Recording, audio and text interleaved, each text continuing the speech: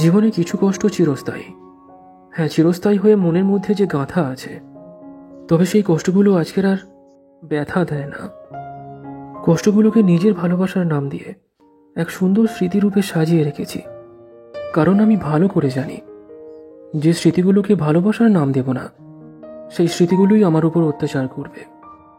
আর যেখানে কষ্ট বলতে কেউ তার ভালোবাসার মানুষটিকে পায়নি, শত আকুতি মিনতি করেও পায়নি, কেউ বা কোনো কিছুতে বছরের পর বছর ব্যর্থ হয়েছে, সফলতা পায়নি, তো কেউ এমনও আছে যে কিনা নিরুপায়ের মতো নিজের প্রিয় মানুষটিকে চিরতরে হারিয়েছে। এইসব কষ্টগুলো না সত্যি কোনোদিন মুছে যাবে না, চিরস্থায়ী হয়ে মনের মধ্যে যে গাঁথা থাকবে।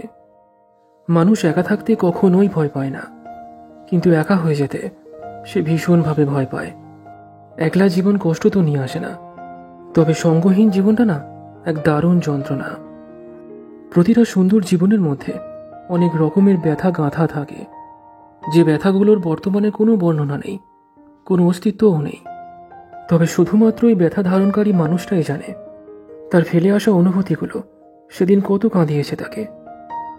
যেমন আলোর পিছনে অন্ধকার না থাকলে আলোকে দেখা যায় না, ঠিক তেমনই প্রতিটা হাসি মুখের পিছনে এক বুক ফাটা কান্না থাকে। সবকিছুরই একটা পর্যাপ্ত মূল্য আছে, মূল্য না দিলে কখনোই কেউ কিছু পায় না। তাই যে মানুষটাকে দেখে মনে হয় কতটা শান্তিপূর্ণ জীবন কাটাচ্ছে, কতটা সুখে আছে, কিন্তু আমরা আদৌ এক ফোঁটাও জানি না তার ওই শান্তিপূর্ণ সুখ জীবনের পিছনে একদিন সে কতটা অশান্তির মূল্য দিয়েছে।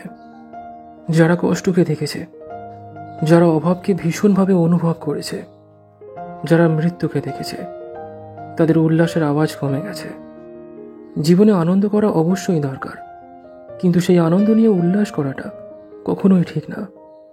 জীবনটা কোন মুহূর্তেই যে পরিবর্তন হয়ে যাবে আমরা কেউই জানি না, কি থেকে কি হয়ে যাবে আমরা কেউই জানি না। তারপর এক কষ্টের বোঝা নিয়ে সারা জীবন বয়ে বেড়াতে হবে। তাই অবশেষে কষ্টগুলো যতই চিরস্থায়ী হোক, একটা জোরে নিঃশ্বাস নাও, আর নিজের হাসি মুখটা দেখো। তারপর দেখবে সবকিছুই সহ্যনীয় লাগবে।